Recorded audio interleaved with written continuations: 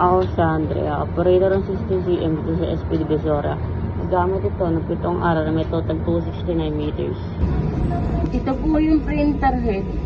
Ang huling palit po sa color, December 2024. Sa white naman po, January 2025. Ito naman po yung cupping na may 60% good condition pa po. Head clean.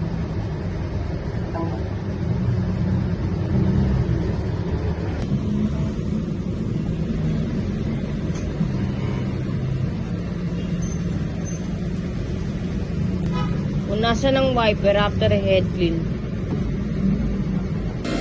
Nasal check.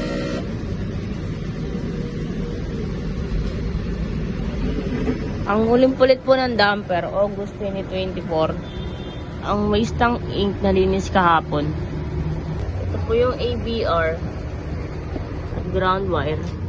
Ito po yung aming stocks. Ito po ang ink white at colored.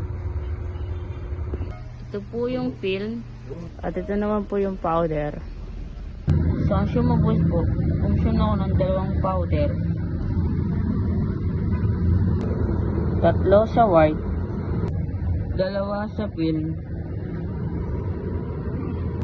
1 sa cyan. 1 rin sa yellow.